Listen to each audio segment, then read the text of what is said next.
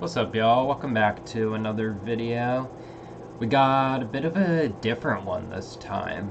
In the last month or two, I've gotten super into the TCG gaming side of Pokemon, so actually playing the card game, and I've really been wanting to start doing some videos on it, so this will be the start of yet again another subset series. But basically, in today's episode, I'll be showing you guys the decks that I'm going to be running with in future episodes.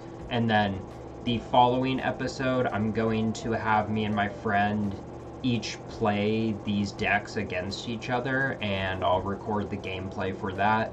And then the third video will be me going to a tournament at a local card store for the first time using these decks. So very excited for all of these. Have really been wanting to get into that side of it. So without further ado, let's show the decks that I'm running as a person who's never played the card game before. Keep in mind, I've been playing, I'm not playing these decks blind. I've been playing the TCG mobile version of this for months with these decks, so I'm very familiarized with these. They're based off of pre-made decks, but I've actually tweaked them over time to more of my liking. So for our first deck, we start off with a 4/4 line of Blissey and Chansey. This is a really high HP Pokemon and rather easy to get to, since it's just a basic into a stage 1 to get to the EXs.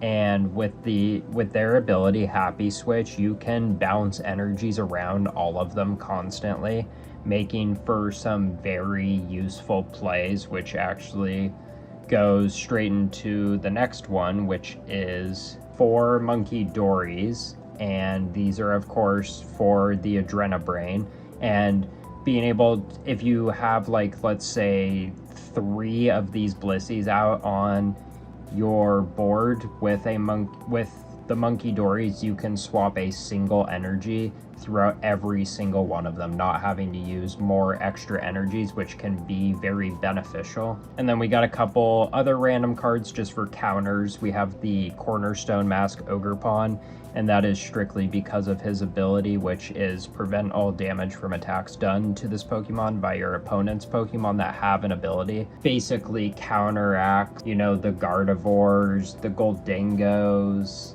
really a lot of decks. There's Rocket's Mewtwo. I'm trying to think of ones that are being used a lot, but those are some of the main ones that this one counters very well. The only deck that this doesn't counter extremely well is Dragapult, because he obviously doesn't have an ability. So, and then our final Pokemon used in this deck is the Roaring Moon EX, which can just be a randomly beneficial card sometimes because of its first attack, Frenzied Gouging, which is a 3 energy cost, being 2 dark and 1 colorless.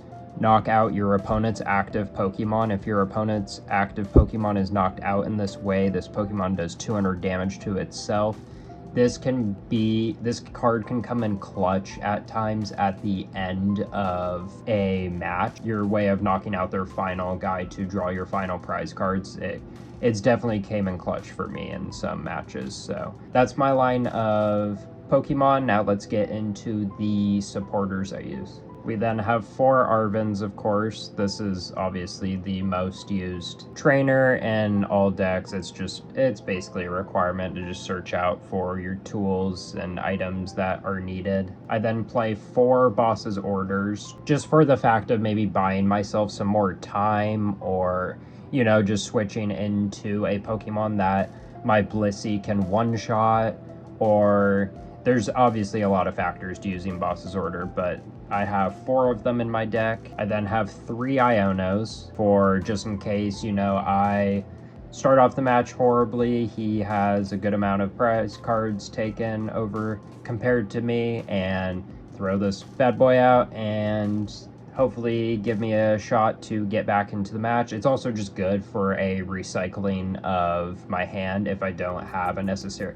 I've definitely used this at times where if my hand just feels very useless at the point, I'll just throw one of these down to recycle it. I then use 2 Professor's Research, again, just more draw power, just in case. I feel like I don't run into a crazy amount of times where I am needing a new set of cards, but situations can happen. Sometimes you need different cards, so having a couple in there can always be very useful.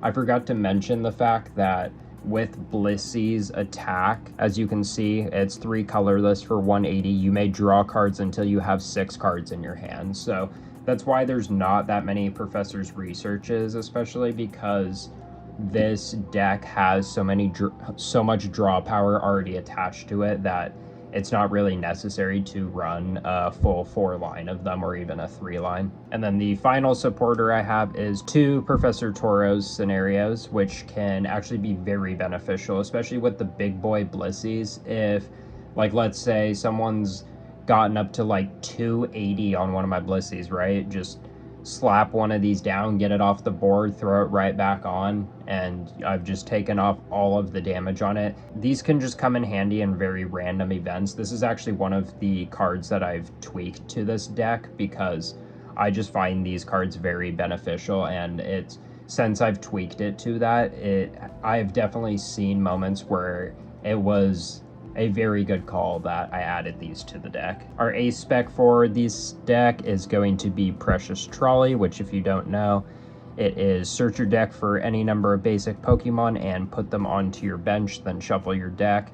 Ideally, this is what you want to use your first turn if you can get to it, because then you can fill out your board. I usually like to fill it out with 3 Chanseys and 3 Munkidorys. So that's the ideal first use item if possible. Obviously, sometimes it can be prized and sometimes you just have no way of finding it at the beginning, but yeah, that's the ace spec for this deck. We then go into the item part of the deck, which starts with 4 Ultra Balls. These are crucial for getting to my Blisseys. Of course, we have the Precious Trolley to grab out all of my Chanseys, but then I need these to pull the Blisseys out. I then use 3 Pokegear just to search for trainers.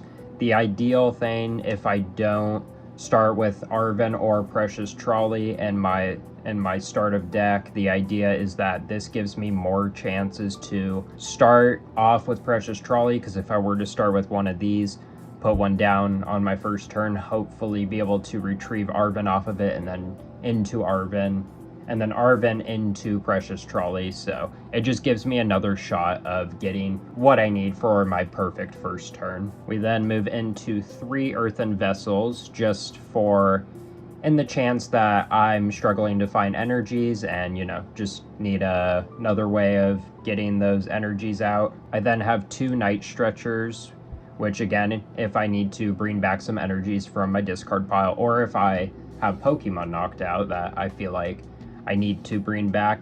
I don't run as many of these because I don't feel they're as necessary in this deck, but still 2 is enough to use them if I'm in a spot where I do need to in a certain matchup. I then have 1 switch just in case, you know. With Blissey being a 4 retreat card, you never know when I might need to switch out. It very rarely seems to happen where I need to, but you know, you never know. It's good to have at least one of these just in case I ever need it in a match, and I've found that it has actually helped me once or twice, so that stays in the deck. So next we move into the tool cards of the deck, which first off is 2 Rigid Bands, which is very useful for attaching to Blissey.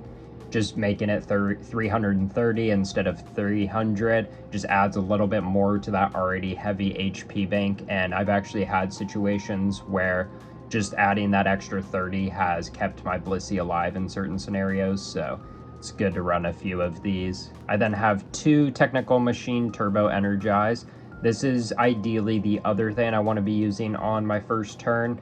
The idea is I get an Arven, use that to grab Precious Trolley and one of these, fill out my bench, and then attach an energy to my active and attach Turbo Energize to it, and then use the Turbo Energize for my first turn because this allows you to search your deck for up to 2 basic energy cards and attach them to your bench Pokemon in any way you like, getting out as much energy as fast as possible. I then have 1 rescue board, which makes the retreat cost of the Pokemon 1 less than it normally is, and if that Pokemon's remaining HP is 30 or less, it has no retreat cost. This is just a good one to have in there.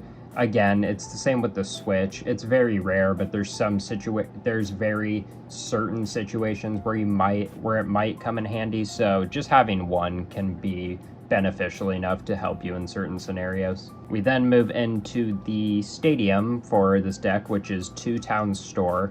This is mainly just for blocking out other people's stadiums, whether that's Area Zero Underdepths or Jamming Tower, things like that, or the Team Rockets one. I can't remember what exactly the name of it is.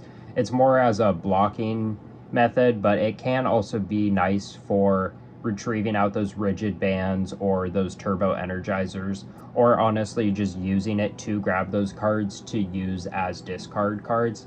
A lot of the time, the rigid bands and turbo energize, the extra ones will get used as some of my discard cards, so it's good to just be able to grab those very easily. And then the energies that I rock is 7 Dark, 2 Fighting, and 1 Psychic. The Dark for in case of the need of Roaring Moon, as well as you need a dark energy in order for Adrenabrain to work on the Munkidores. The 2 Fighting energies is for the Cornerstone Mask Ogerpon in the off chance that you actually need to use his attack, and then the 1 Psychic is also in the off chance that you actually need to use Munkidore's attack.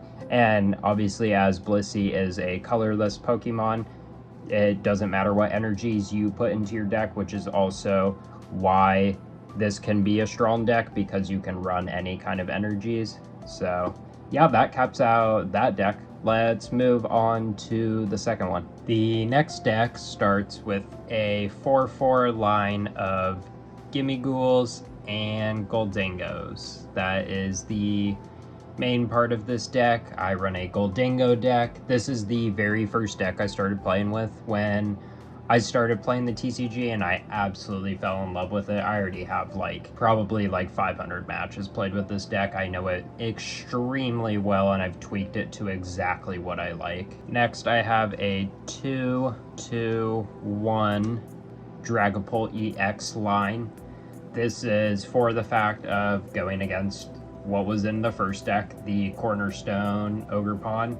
In case my Goldingos are walled off, I have the Dragapult to attack with, and I have a 2/2 line. In case the Dragapult dies and I need to retrieve it, I also have the 2/2 line because I like to keep Dracloaks out on the field as well because of its ability, which is Recon Directive. Once during your turn, you may look at the top 2 cards of your deck and put one of them into your hand, put the other card on the bottom of your deck. Just gives me a bit more draw power along with the Goldingos, which they have the ability Coin Bonus. Once during your turn, you may draw a card. If this Pokemon is in the active spot, draw 1 more card. So it's a super draw heavy deck. So yeah, just nice to add even more of that. And that's my kind of counter that I use. And then I also have a Pheasantipity, of course, for its ability Flip the Script, which is once during your turn, if any of your Pokemon were knocked out during your opponent's last turn, you may draw 3 cards. You can't use more than 1 Flip the Script ability each turn. So pretty much you're gonna see 95% of decks, I'd say, run this card. They just always keep one on their bench to get more draw power when you are knocked out. It's almost like it gives you a little bit of a get back when you get a Pokemon knocked out, so it's a nice card to have. And then the final Pokemon I use is the Genesect, which is very rarely used, but it's just because of its ability, Ace Nullifier. If this Pokemon has a Pokemon tool attached, your opponent can't play any Ace Spec cards from their hand. So it's very oddball situations, but it can be helpful in some very random ones, and it's definitely come in clutch a couple times there. So it stays in the deck as kind of the odd man of the deck. We then move into the trainers, which starts off with 3 Arvens. As I said, always pretty much the most crucial trainer to have in your deck. I have 2 Boss's Orders for disruption and other random scenarios that I may need it. I have 2 Professor Turo's scenarios.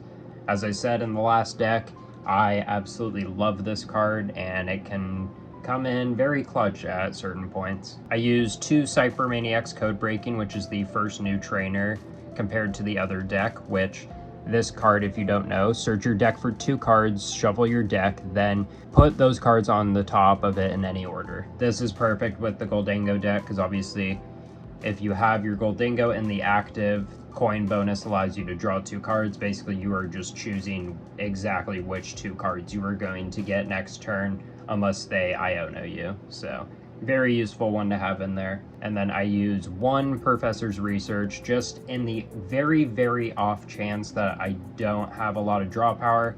Practically never happens, but I've definitely used it once or twice in there.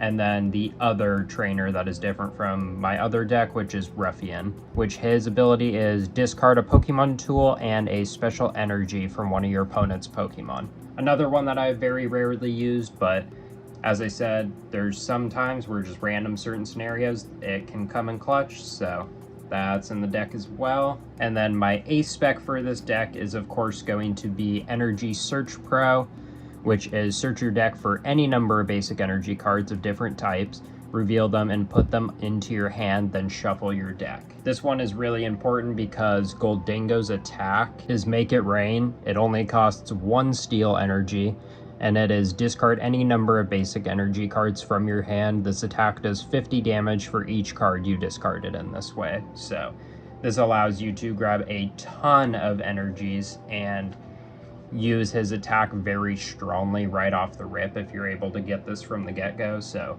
this is obviously the ideal first pull that you use as soon as you evolve to Gholdengo. Next, we move on to my items, which starts off with 4 Superior Energy Retrievals and 4 Earthen Vessel. Of course, with this deck, I'm always needing to get energies from the discard pile or from my deck, and obviously both of these are the best ways to get those. Superior Energy Retrieval. You can use this card only if you discard 2 other cards from your hand, put up to 4 basic energy cards from your discard pile into your hand. You can't choose a card you discarded with the effect of this card.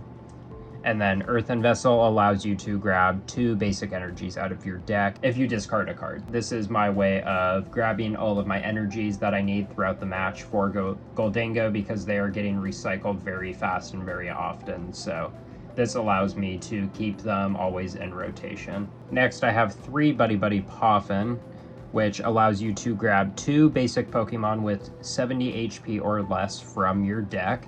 So usually using these to get more Gimme Ghouls out, or every once in a while getting out Dreepies as well. These are always useful, and this is another thing that I ideally would like to have in my first turn. I then have 2 Ultra Balls, just in case I am having trouble pulling out my Gholdengo, or I have like a scenario like Dragapult where he is the only variant I have of that card in my deck, and even though this deck has such crazy draw power, you never know. You might run into scenarios where your draw power is not being used very effectively. I then have 2 Night Stretchers to go along with the energy retrieval, and in the off chance that I need to pull, like I said, Dragapult out from my discard pile or just any other Pokemon that I need, those are there just in case. And then I play 1 Super Rod, which allows you to shuffle up to 3 in any combination of Pokemon and basic energy cards from your discard pile into your deck,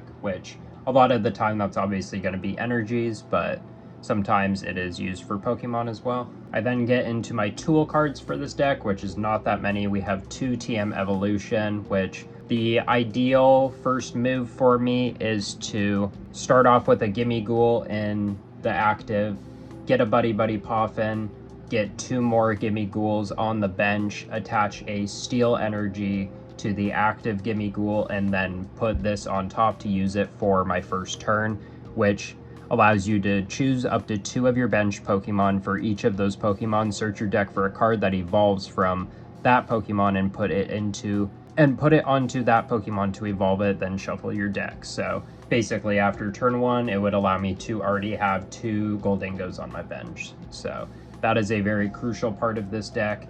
And then I have a singular Bravery Charm, which is for the Genesect, in case that I need to attach it to nullify someone's Ace Spec card. And then for the Stadium, I just have one singular Artisan, which is the same kind of reason as the Blissey deck. It's just to block out other people's stadiums. We then get to the energy part of the deck, which I play 3 Steel, of course, for the Goldingos.